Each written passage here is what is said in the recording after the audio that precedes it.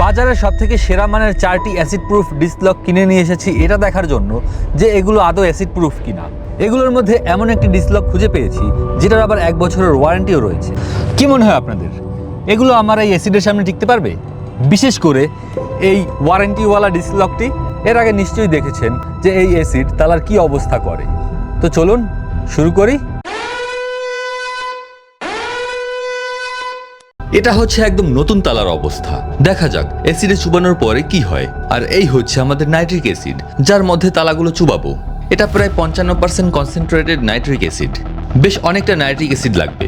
আর হ্যাঁ, প্রত্যেকটা disk লকই 10 mm এর। প্রথমে সোলেক্সের তালা যাবে সোজা নাইট্রিক অ্যাসিডের মধ্যে।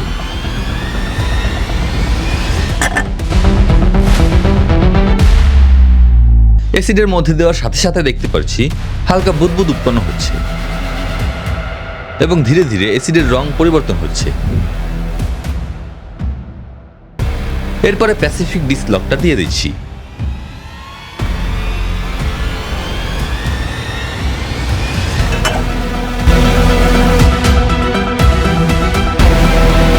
দেখতে পাচ্ছেন গর্ত থেকে সবুজ কিছু একটা বের হচ্ছে। এর কারণ ডিস্ক লকের ভেতরে তামার কিছু অংশ থাকে, আর তামা নাইট্রিক অ্যাসিডের সংস্পর্শে আসলে তৈরি হয় কপার নাইট্রেট। তাই এমন সবুজ রং দেখতে পাচ্ছেন আপনারা। অবস্থা দেখুন, ও মাই গড। এদিকে সোলেক্সের ডিস্ক লকের সাথে ভায়োলেন্ট রিঅ্যাকশন শুরু হয়ে গিয়েছে। উপর থেকে যে লাল ধোঁয়া দেখতে পাচ্ছেন সেটা মূলত নাইট্রোজেন ডাইঅক্সাইড, যা খুবই মারাত্মক। এটি বেশি পরিমাণে শ্বাস প্রশ্বাসের সাথে গেলে মানুষের মৃত্যু পর্যন্ত হতে পারে। তাই এগুলো ভুলেও ট্রাই করবেন না।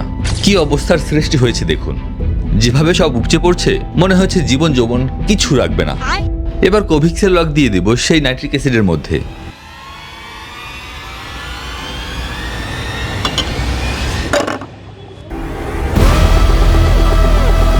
এটা প্রথম থেকেই ভায়োলেন্ট রিঅ্যাকশন দেখাচ্ছে। এই তালা কি আদৌ টিকবে জানি না কি হবে, তবে এইটা সব থেকে ভয়ানক রিঅ্যাকশন বলে মনে হচ্ছে। কিভাবে উপচে বাইরে পড়ছে দেখুন জাস্ট। কোভিক্সের তালা এমনটা আশা করিনি, তবে যা হওয়ার তা তো হবেই। এখন দেখার বিষয় একদম শেষে চাবি দিয়ে খোলার সময় কি হয়, তাই শেষটা মোটেও মিস করবেন না। এবার সেই ওয়ারেন্টিওয়ালা ডিস্ক লক, চলুন।